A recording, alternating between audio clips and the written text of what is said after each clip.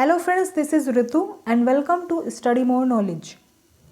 तो previous year questions की series में आज हम करने वाले हैं जुलाई 2019 का एसएसटी का सॉल्यूशन।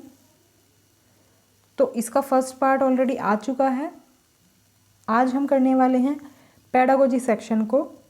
इससे पहले हमने कंटेंट बेस्ड क्वेश्चंस किए थे एसएसटी के। तो ये बहुत ज़्यादा इसमें आपके क्वेश्चंस आते हैं, मतलब 60 क्वेश्चंस आते हैं टोटल, जिसमें 30 पेडागोजी बेस्ड रहते हैं और 30 होते हैं कंटेंट बेस्ड। तो आपको ये अच्छे से तैयार कर लेना चाहिए अच्छे स्कोर के लिए। तो बढ़ते हैं आज की क्लास की तरफ। तो फर्स्ट क्वेश्चन देख लेते हैं। एक सामाजिक विज्ञान अध्यापक अध्यापिका का निम्न में से कौन सा लक्ष्य होना चाहिए।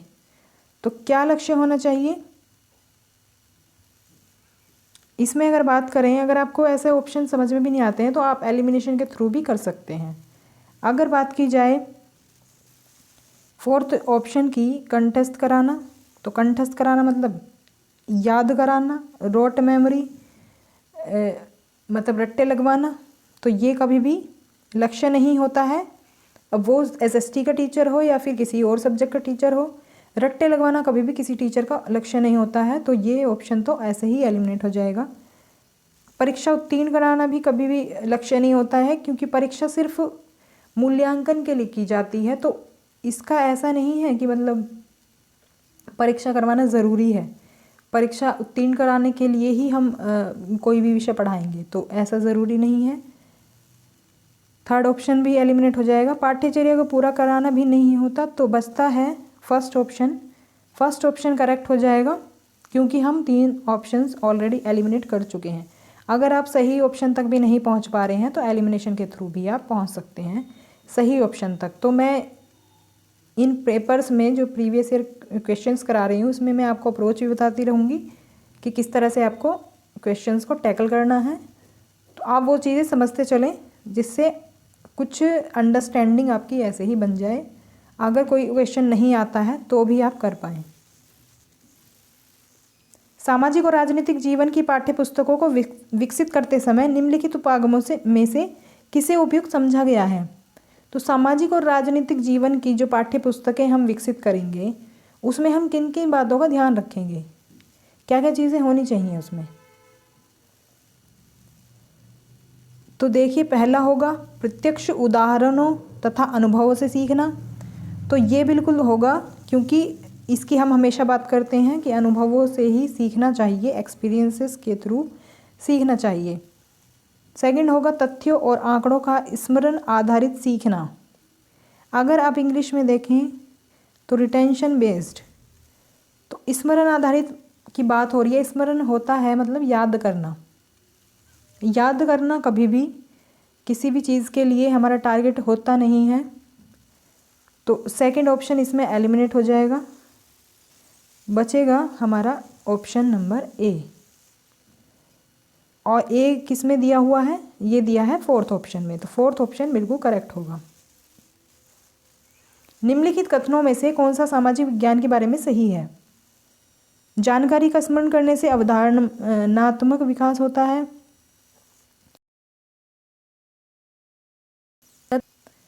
तो तथ्य का स्तर सदैव निश्चित होता है, ऐसा कोई ज़रूरी नहीं है। तो ये एलिमिनेट हो जाएगा सेकंड ऑप्शन। जानकारी का स्मरण करने से अवधारणात्मक विकास होता है, तो ये भी गलत है, क्योंकि जानकारी को याद रखने से कभी भी हमारा कंसेप्ट क्लियर नहीं होता है। अब अवधारणात्मक विकास का मतलब है कि कंसेप्चुअल जो हमारा डेवलपमेंट होता है, जो हमारे कंसेप्ट जो क्लियर होते हैं वो हमारा क्लियर हो जाता है, मतलब वो वाला विकास हमारा हो जाता है। तो ऐसा नहीं है। जब जानकारी आप याद रखेंगे तो उससे कंसेप्ट कैसे क्लियर होगा, वो तो रटना हुआ एक तरह से, तो उससे कभी भी कंसेप्चुअल जो डेवलपमेंट है वो नहीं होगा।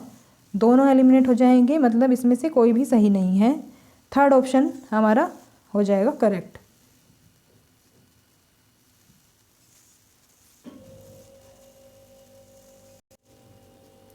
वन्य जीवन संरक्षण के लिए विद्यार्थियों को संवेदनशील बनाने के लिए सर्वोत्तम अभ्यास कौन सा है। तो वन्य जीवन संरक्षण के लिए विद्यार्थियों को सेंसिटाइजिंग करने के लिए स्टूडेंट्स को हमारा कौन सा सबसे अच्छा अभ्यास रहेगा? तो ये रहेगा पशु आधारित उत्पादों को ना खरीदने की प्रतिज्ञा लेना। मतलब क्या है कि कुछ उत्पाद जो होते हैं पशुओं की हत्या करके बनाए जाते हैं। तो अगर हम बच्चों को ये शपथ दिलवाएं, ये प्रतिज्ञा दिलवाएं कि वो पशु आधारित उत्पादों को ना खरीदे, जैसे होती हैं चमड़े पर आधारित होती हैं कुछ वस्तुएं, कुछ उनके बालों से बनाए, मतलब बालों से तो कोई नुकसान नहीं होता, जैसे कुछ सींग से बनाई जाती हैं, कुछ दांतों से बनाई जाती हैं। तो इस तरह के जो उत्पाद होते हैं उनको ना खरीदने की प्रतिज्ञा लेना। तो इस तरह से हम बच्चों को बोल सकते हैं। तो थर्ड ऑप्शन इसमें करेक्ट होगा, क्योंकि इसमें ये वन्य जीवन सप्ताह मनाने से भी कुछ नहीं होगा, नाटक तैयार करने से भी कुछ नहीं होगा, और ये भी कुछ नहीं होगा इससे। तो ये सबसे सही रहेगा थर्ड ऑप्शन। खुली किताब मूल्यांकन का मुख्य उद्देश्य क्या है? अध्यापकों को नए प्रश्न बनाने का दबाव नहीं रहेगा। तो जहाँ अध्यापक के आराम की बात हो जाए तो वो ऑप्शन तो वैसे ही हमारा एलिमिनेट हो जाता है। नेक्स्ट ऑप्शन है विद्यार्थियों को अतिरिक्त पुस्तक पढ़ने की आवश्यकता नहीं रहेगी। थर्ड है विद्यार्थी उत्तर ठीक पाठ्य पुस्तकों के अनुसार दे सकते हैं। तो पाठ्य पुस्तकों के अनुसार विद्यार्थी आंसर दें, ये हमारा कभी मकसद नहीं होता है। तो सेकंड भी गलत हो जाएगा, ये भी और ये भी। तो बचता है फोर्थ ऑप्शन, विद्यार्थियों पर सभी तथ्यों और विवरणों को कंठस्थ करने का भार अनुभव नहीं होगा। तो ये बिल्कुल सही हो जाएगा, क्योंकि हम कभी भी बच्चों पर ये दबाव नहीं डाल सकते वो सभी तथ्यों को और विवरणों को याद करें। कंठस्थ मतलब याद करना, तो कभी भी उस पर हम ये दबाव नहीं बनाएंगे कि वो याद करें, उन्हें रट्टा मारे। जबकि हम ये सोचेंगे कि मतलब वो अपने अनुभव से सीखें। तो खुली किताब मूल्यांकन का उद्देश्य यही है। तो इसमें फोर्थ ऑप्शन करेक्ट हो जाएगा। क्षेत्रीय संस्कृतियों का निर्माण विषय के शिक्षण के पश्चात समापन स्वरूप कौन से कार्य सर्वाधिक उचित रहेंगे? तो इस विषय के शिक्षण के पश्चात मतलब ये विषय पढ़ाया जा रहा है, मतलब ये विषय पढ़ा दिया गया है और इसके बाद कौन कौन से कार्य उचित रहेंगे? क्षेत्रीय संस्कृतियों का निर्माण। अब इसके बाद देख लेते हैं। सबसे पहला काम है छोटे समूह की परियोजनाएं, विशेषज्ञ द्वारा नृत्य प्रस्तुति, प्रश्नोत्तरी प्रतियोगिता या कोलाज बनाना। समुचित चित्र, कोलाज होता है वो कई सारे चित्र बनाना एक साथ जोड़कर। तो इसमें अगर हम बात करें बी ऑप्शन की, तो विशेषज्ञ द्वारा नृत्य प्रस्तुति, इससे कोई खास बेनिफिट नहीं होगा। तो सेकंड ऑप्शन एलिमिनेट हो जाएगा। अगर हमने ये विषय पढ़ाया है क्षेत्रीय संस्कृतियों का निर्माण, मतलब जो क्षेत्र विशेष की हमारे आसपास का जो एक क्षेत्र होता है उसकी संस्कृतियों का निर्माण, हमने कुछ ऐसा विषय पढ़ाया है, उसके बाद हम जो एक्टिविटी कराएंगे वो कराएंगे हम ये छोटे समूह की परियोजनाएं हम दे सकते हैं, प्रश्नोत्तरी प्रतियोगिता हम दे सकते हैं उस विषय से संबंधित, और या फिर कोलाज बनाने के लिए दे सकते हैं। तो ये तीनों सही रहेंगे। तो ए, सी और डी हो जाएगा इसमें करेक्ट ऑप्शन। तो सेकंड में दिया है ये, सेकंड ऑप्शन इसमें करेक्ट होगा। कल्पना कीजिए आपको एक साम्राज्य वंशागत में मिला है, मतलब आपको एक वंश में मिला है, मतलब आपकी पीढ़ी एक चली आ रही है। आप अपने साम्राज्य को किस प्रकार स्थायी और संपन्न बना सकेंगे? मतलब एक साम्राज्य आपको मिल गया है, जिस तरह से मान लीजिए ये मौर्य वंश था, अशोक को मिला था, वो अपने जो पहले के लोग थे उनके पिताजी या फिर दादाजी उनसे उसको वो साम्राज्य मिला था। इस तरह के साम्राज्य की बात हो रही है। कल्पना करनी है, मतलब सोचना है ऐसा कि आपको एक साम्राज्य मिला है वंशागत में और आपको उसे स्थायी और संपन्न बनाना है।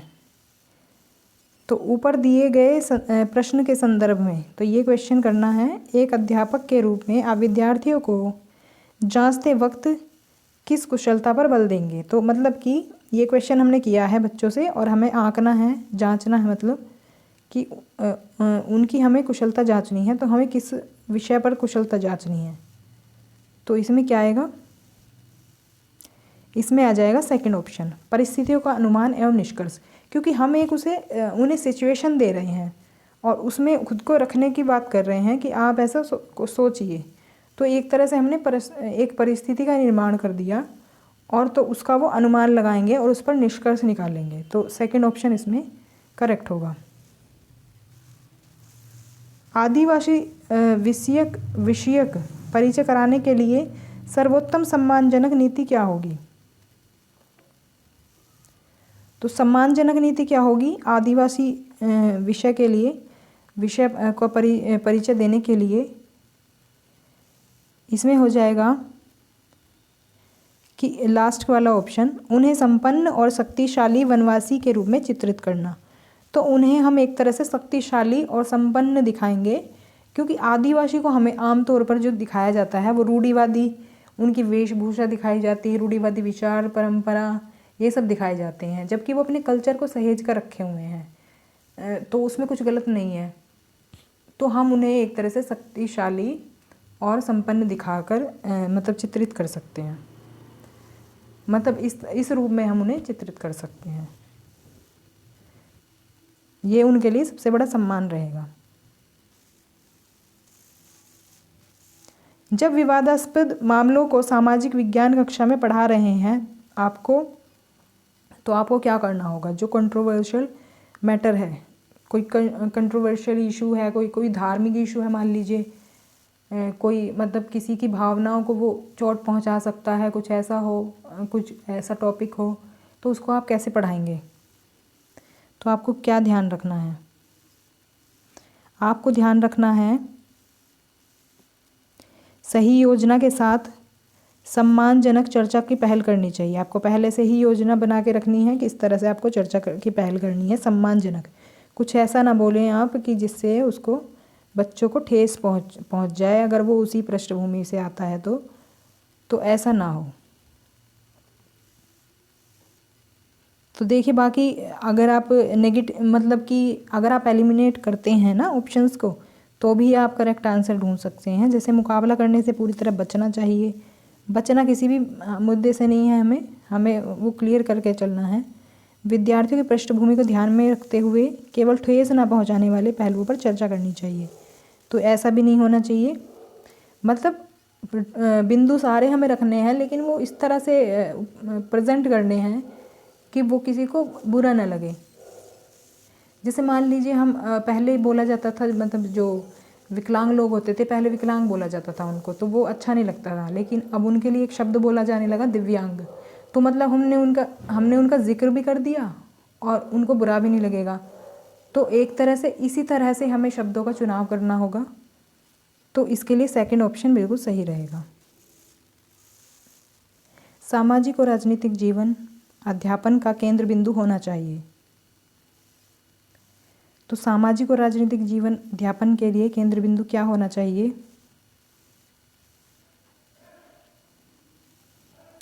इसमें फर्स्ट ऑप्शन है राजनीतिक संस्थानों का अध्ययन, मूलभूत सिद्धांतों का अध्ययन।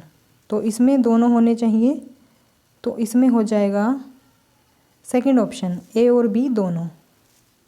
विद्यार्थियों के साथ एक छोटे समूह में योजना बनाते समय निम्न में से किस पर अधिक बल होना चाहिए। एक छोटे समूह में योजना बनाते समय किस पर अधिक बल होना चाहिए।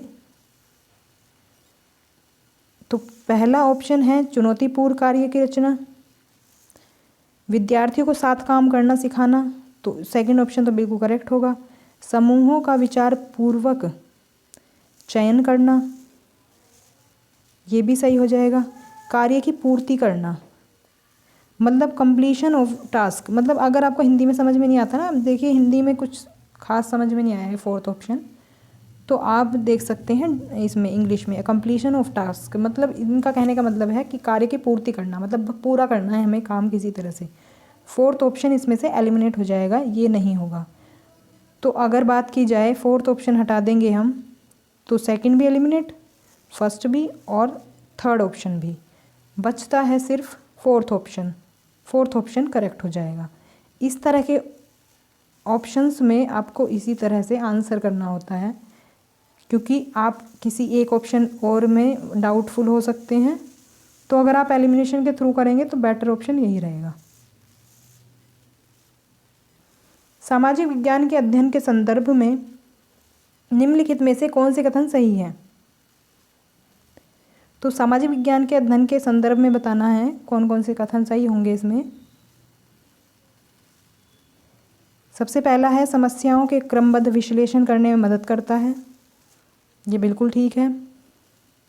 विद्यार्थी बड़े होंगे और अपने आप जानकारी ढूंढ लेंगे, तो ये बिल्कुल देखिए कुछ इस तरह से दिया है, नेगेटिव सेंस दे रहा है, ये गलत है, ऐसा नहीं होना चाहिए। और सी है, समझने की अपेक्षा विषय की विस्तृत जानकारी पर बल होना चाहिए। तो समझने की अपेक्षा जानकारी पर बल होना चाहिए, ये नहीं होना चाहिए। समझने पर ज़्यादा जोर देना चाहिए, वो समझ आना चाहिए। वो चाहे उनको कम जानकारी ही समझ में आए, लेकिन वो समझ में आ जाए अच्छे से। दी गई जानकारी के साथ संवेदनशीलता और जिज्ञासा पैदा करना, तो ये फोर्थ ऑप्शन बिल्कुल सही है। तो इसमें हो जाएगा ए और डी। ए और डी है फर्स्ट ऑप्शन में, फर्स्ट ऑप्शन करेक्ट होगा। निम्नलिखित में से किसके लेखन को प्राथमिक स्रोत के रूप में माना नहीं जा सकता है? इसमें हम सेलेक्ट करेंगे मुजफ्फर आलम को। तो पहले तो आपको ये समझना होगा कि प्राइमरी सोर्सेस होते क्या हैं। प्राथमिक स्रोत मतलब प्राइमरी सोर्सेस की यहाँ पर बात हो रही है। प्राइमरी सोर्स होते हैं जो डायरेक्ट हम किसी घटना का वर्णन करते हैं, कोई एग्जैक्ट हम अपनी आंखों देखी किसी घटना का वर्णन करते हैं, वो होते हैं हमारे प्राइमरी सोर्स।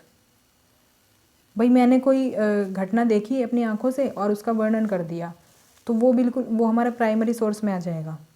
और लेकिन अगर हम किसी सोर्स का सहारा लें, किसी चीज़ का सहारा लें उसे वर्णन करने में, वर्णित करने में, तो वो क्या होता है, वो हो जाता है सेकेंडरी सोर्स। ऐसे ही इन्होंने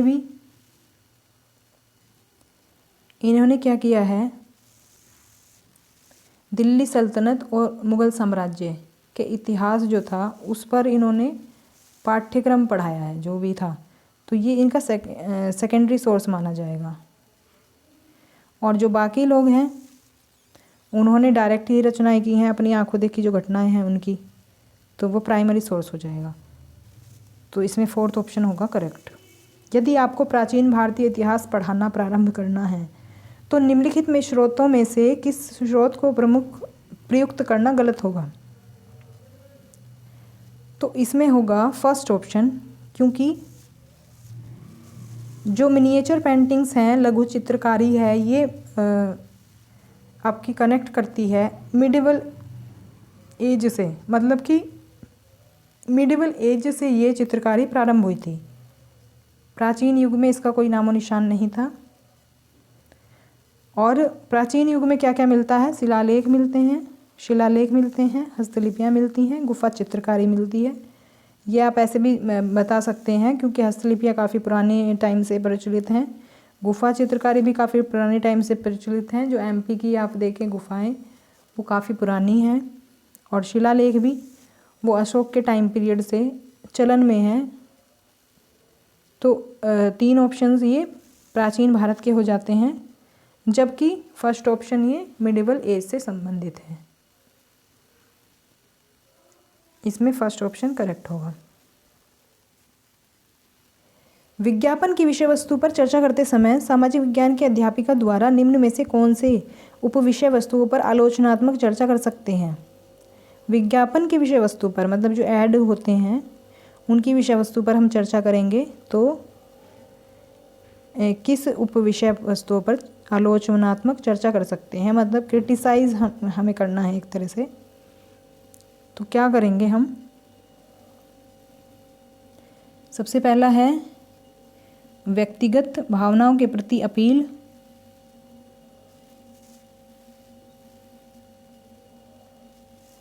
समता के मुद्दे। तो इसमें से ये दोनों तो हम नहीं करेंगे चर्चा, क्योंकि भावनाओं के प्रति हम अपील नहीं करेंगे और ना ही इसमें समता के मुद्दे पर हम अपील करेंगे, मतलब समता के मुद्दे पर बात करेंगे। तो ए बी में से तो कोई ऑप्शन नहीं है, तो ये हो जाएगा, सॉरी ये सेकंड ऑप्शन इसमें करेक्ट हो जाएगा। तो बढ़ते हैं नेक्स्ट क्वेश्चन की तरफ। भू उपयोग प्रतिरूप के परिवर्तन के उत्तरदायी कुछ और कारणों पर चर्चा कीजिए। तो ये क्वेश्चन है, ऊपर दिए गए प्रश्न के संदर्भ में एक सामाजिक विज्ञान के अध्यापक के रूप में आप विद्यार्थियों की किस कुशलता का मूल्यांकन कर रहे होंगे। तो इसमें हम मूल्यांकन कर रहे होंगे परिकल्पना का। परिकल्पना करना, परिकल्पना क्या होता है? परिकल्पना होता है, जैसे आप यहाँ देख सकते हैं, हिपोथेसिसिंग, मतलब कि अनुमान लगाना, एक तरह से हम कह सकते हैं। थर्ड ऑप्शन होगा करेक्ट। प्राकृतिक, वनस्पति और वन्य जीवन विषय वस्तु से छात्रों को परिचित कराने के लिए सर्वोत्तम शैक्षणिक विधि क्या होगी। तो प्राकृतिक, वनस्पति और वन्य जीवन विषय वस्तु से हमें परिचित कराना है छात्रों को, तो विधि क्या होगी हमारी सबसे अच्छी? सबसे अच्छी विधि रहेगी visit to a wild life century, वन्य जीव अभ्यारण्य का भ्रमण। तो उसके लिए हमें कोई चीज़ रटवानी नहीं पड़ेगी, वो भ्रमण करेंगे, घूमेंगे वहाँ पर वन्य जीव अभ्यारण्य में, तो अपने आप ही वो चीज़ों को समझ लेंगे काफ़ी हद तक। तो जब आप उस बारे में चर्चा करेंगे तो वो हर पॉइंट को समझ पाएंगे। सामाजिक विज्ञान की पाठ्य पुस्तकों में कार्टून की क्या भूमिका है। तो कार्टून की क्या भूमिका है इसमें? थर्ड ऑप्शन है इसमें, मूलभूत मामलों को उठाकर विद्यार्थियों को इनसे जोड़ना। जो भी मूलभूत मामले हैं, जो भी इश्यूज़ होते हैं, चाहे वो किसी भी तरह के हों या विवाद वाले भी हम कह सकते हैं, या किसी भी तरह कह सकते हैं, हम कार्टून के थ्रू हम उन बच्चों को समझा सकते हैं। तो उसमें कार्टून के थ्रू कोई भी जो हम घटना भी वो भी बता सकते हैं और वो अच्छे से समझ में आती है बच्चों को। रंग भेद की प्रथा पर दिए गए ए और बी कथनों पर विचार कीजिए। तो रंग भेद की जो प्रथा चली आ रही है सदियों से, उसके बारे में विचार हैं किए गए ये इसमें कथनों में। यह प्रथा जातियों के बीच भेदभाव करती है, परंतु सभी को मत देने की अनुमति प्रदान करती है। यह प्रथा जातियों को एक दूसरे से मिलने से रोकती है, परंतु सभी को समान रूप से सार्वजनिक सुविधा। गलत है, एक दूसरे से मिलने से तो नहीं रोकती है ये प्रथा, और ना ही मत देने की अनुमति ये छीनती है। तो इस सेकंड दोनों ऑप्शन इसमें गलत हैं। तो थर्ड ऑप्शन इसमें सही हो जाएगा, ए और बी दोनों गलत हैं। निम्नलिखित में से कौन ग्राम पंचायत में चुनकर आते हैं और कार्य संभालते हैं। तो इसमें है सरपंच और वार्ड के सदस्य। तो ए और बी इसमें सही हो जाएंगे, फोर्थ ऑप्शन इसमें करेक्ट होगा। तो जैसा कि आप जानते हैं, जो हमारी पंचायतें होती हैं उनके 3 स्तर होते हैं। ये सबसे निचला स्तर होता है ग्राम पंचायत का, इसके बाद आती है नगर पंचायत और फिर आती जिला पंचायत। हाँ, तो ये होते हैं 3 स्तर पंचायत के। तो ग्राम पंचायत के बारे में हमसे पूछा है। तो पंचायत का जो नेतृत्व करता है, मतलब जो उसे लीड करता है, वो करता है सरपंच। और ये गांव भी वार्डों में बटा हुआ होता है, जैसे आपने शहरों में देखा होगा वार्ड बने होते हैं अलग अलग। तो हर वार्ड का एक प्रतिनिधि भी होता है इसमें। तो यही बोला गया है, वार्ड के सदस्य होते हैं और सरपंच होता है। नेक्स्ट है, निम्नलिखित कार्यों में से पटवारी लेखपाल का उत्तरदायित्व कौन सा है। तो ये तो काफ़ी इजी क्वेश्चन है, इसके बारे में आपको पता भी होगा। तो पटवारी का काम होता है भूमि मापन और आलेखों को सुरक्षित रखना। जैसे कोई ज़मीन बेच रहा है या ख़रीद रहा है तो उसका मापन करना, और पटवारी वैसे भी समय समय पर भी भूमि का माप वगैरह लेता रहता है, उसका लेखा जोखा रखता है उसका, कि कितनी ज़मीन किसके पास है, और जो भी मतलब सुख सुविधाएं भी जो बांटनी होती हैं किसानों को या किसी को भी, तो वो इस लेखे जोखे के थ्रू ही सब पॉसिबल हो पाता है। स्थानीय शहरों, निम्नलिखित कथनों में से कौन सा कथन स्थानीय शहरी प्रशासन के कार्य के संदर्भ में सही है? स्थानीय जो शहरी प्रशासन होता है, लोकल जो अर्बन प्रशासन होता है, उसके बारे में कौन सा कथन सही है ये बताना है। इसमें हो जाएगा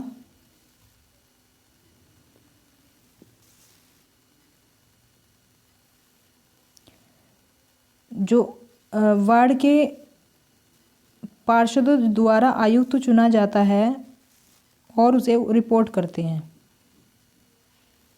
वार्ड के पार्षद द्वारा एक आयुक्त चुना जाता है, आयुक्त मतलब कहेंगे मेंबर चुना जाता है एक, और उसे रिपोर्ट करते हैं, सभी उसे रिपोर्ट करते हैं।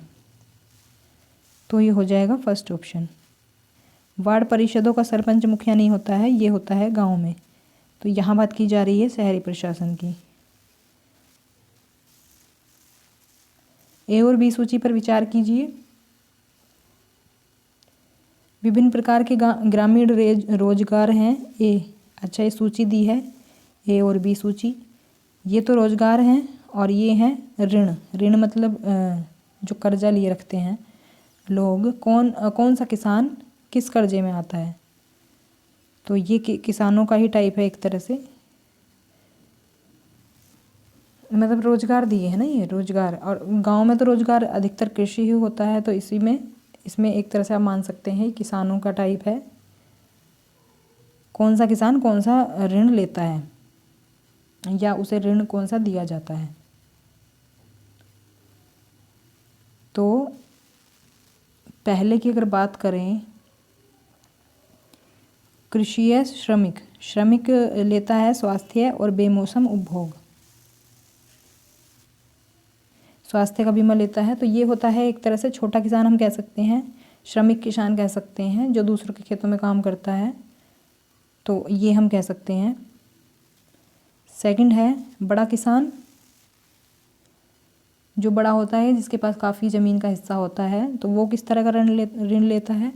कृषि संसाधन संयंत्र के लिए सरकारी ऋण। तो ये कृषि के जो संसाधन हैं उनमें जो भी उसमें क्या बोलते हैं, बीज खाद वगैरह के लिए, मतलब वो उसके लिए ऋण लेता है, क्योंकि बड़े लेवल पे खेती करता है तो वो इन सब चीज़ों के लिए ऋण लेता है। और ऐसे ही मध्यम किसान का होता है उर्वरक कीटनाशी बीज, तो ये इन सब चीज़ों के लिए ऋण लेता है। तो ये इसमें ऑप्शन में कहाँ दिया है? ए का होगा पहला, तो पहला है सेकंड में और फोर्थ में।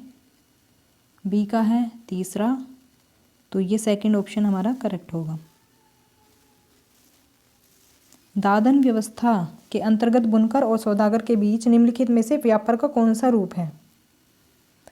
तो बुनकर और सौदागर के बीच हमें इसमें व्यापार का रूप बताना है कि क्या होता है। दादन व्यवस्था होती क्या है? बेसिकली दादन व्यवस्था होती है, जैसे जो सौदागर होता है, सौदागर जो बुनकर होते हैं उनसे क्या करता है, वो कम कीमत पर पहले माल खरीदता है और फिर क्या करता है, उसको ही तैयार करके माल को तैयार करते, फिर उससे मतलब जो बुनकर हैं उस पर एक सेकेंड फिर से बता देती हूँ मैं, थोड़ा सा बताने में गड़बड़ हो गया, उसके लिए सॉरी। तो सेकंड ऑप्शन इसमें हो जाएगा करेक्ट। सौदागर द्वारा सूत की आपूर्ति बुनकर के लिए की जाती है। अच्छा, जो सूत होता है वो पहले तो बुनकर को दे देता है सौदागर, उसके बाद होता है क्या, जब वो बुनकर सूत तैयार कर देता, मतलब सूत का कपड़ा बना देता है। सूत होता है एक तरह से कॉटन कह सकते हैं आप। तो कॉटन को वो पहले तो सौदागर उसको बुनकर को देता है। जब बुनकर कपड़ा तैयार कर देता है तो बुनकर से वो कम कीमत पर वापस खरीद लेता है। मतलब बुनकर को फ़ायदा नहीं होता इस चीज़ का, उस चीज़ का फ़ायदा होता है सौदागर को, फिर सौदागर क्या करता है, उसे ज़्यादा कीमत पर बेच देता है बाहर। तो ये होती है दादन व्यवस्था। दादन व्यवस्था में ये बताना है कि बुनकर और सौदागर के बीच क्या व्यापार का रूप है। तो वो यही है कि सौदागर पहले सूत देता है बुनकर को और बुनकर कपड़ा तैयार करके मतलब सौदागर को दे देता है, मतलब सौदागर खुद ही ले लेता है कम कीमत पर उससे और फिर उसे ज़्यादा कीमत पर बेचकर मुनाफा कमाता है।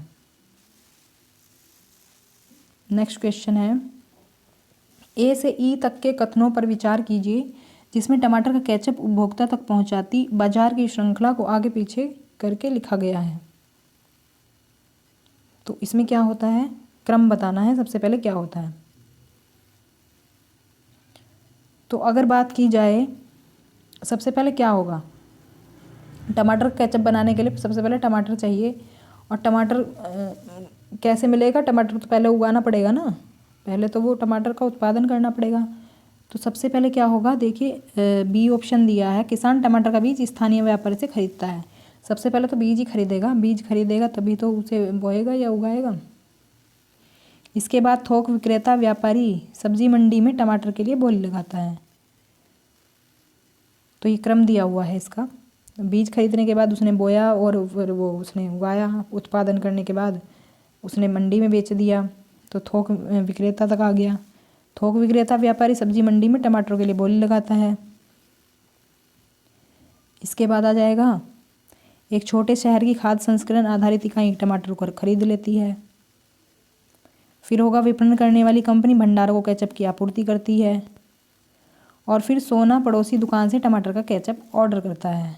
फिर आ जाता है ये, जिसे खाना हो उसके पास ही पहुंच जाता है, वो केचप को ख़रीद सकता है। देखिए इतना लंबा प्रोसेस होता है और ये तो मेन पॉइंट बताए हैं, इसके बीच में भी काफ़ी कुछ होता है तब आप तक ये केचप पहुंचता है।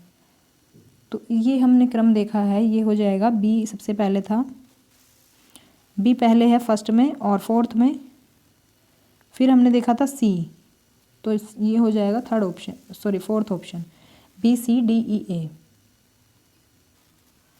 कोई व्यक्ति जिला जज के न्यायालय द्वारा दिए गए फैसले से असंतुष्ट हुआ है तो अपील प्रणाली के अनुसार वह निम्नलिखित न्यायालयों में से किसमें अपील कर सकता है। अगर वो कोई जिला न्यायालय से संतुष्ट नहीं है, उसने फैसला दे दिया जज ने, जिला न्यायालय वाले ने, तो अगर कोई संतुष्ट नहीं है तो क्या करेगा, वो कौन से में अपील कर सकता है फिर जिला न्यायालय के बाद। तो जिला न्यायालय के बाद वो जाएगा उच्च न्यायालय में।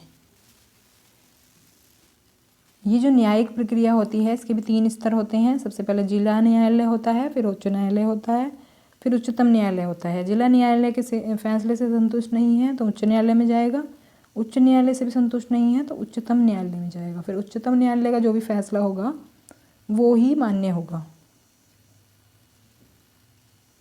तो इसमें सेकंड ऑप्शन होगा। भारतीय संसद पर दिए गए ए और बी कथनों पर विचार कीजिए। तो संसद के बारे में जो कथन है, देखिए बी अगर हम देखें तो बी तो बिल्कुल सही है। संसद के 3 अंग होते हैं, लोकसभा, राज्यसभा और राष्ट्रपति, तो ये तो बिल्कुल सही है। कोई भी राजनीतिक दल जिसके पास लोकसभा में कितने भी संसदीय सदस्य हों वह सरकार बना सकते हैं, तो ये बिल्कुल नहीं है। इसमें लोकसभा में बहुमत चाहिए, कितने भी सदस्य नहीं होंगे, तो पहला तो गलत हो जाएगा। इसमें हो जाएगा बी सही है, तो इसमें होगा फर्स्ट ऑप्शन, केवल बी सही है।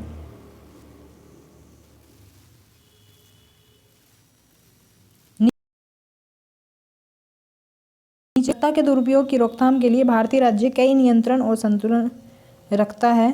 ऊपर दिए गए कथन में भारतीय राज्य के अर्थ को प्रदर्शित करने वाले सही विकल्प का चयन कीजिए। तो ये जो कथन दिया हुआ है, तो भारतीय राज्य का क्या अर्थ ये प्रदर्शित कर रहा है, कौन सा ऑप्शन, वो हमें बताना है। इसमें हो जाएगा भारतीय राजनीतिक व्यवस्था, थर्ड ऑप्शन इसमें करेक्ट होगा।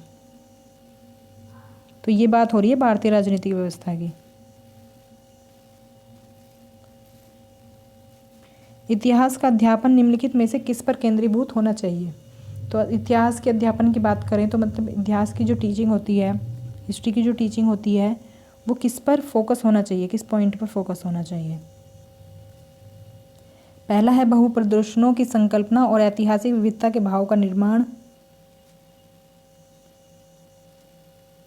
तो ये बिल्कुल सही है। विद्यार्थियों को ऐतिहासिक परिप्रेक्ष्य में रहने की परिकल्पना के लिए प्रोत्साहित करना और अनुभवों के साथ जोड़ना। तो अनुभवों के साथ जोड़ने की जब बात होती है तो वो तो बिल्कुल सही होता है। और विशेषकर जब एसएसटी की बात हो, सोशल साइंस की बात हो, तो ये तो बिल्कुल सही हो जाता है, अनुभवों के साथ जोड़ने वाला ऑप्शन। तो दोनों इसमें सही हो जाएंगे। तो ये है सेकंड ऑप्शन में ए बी दोनों।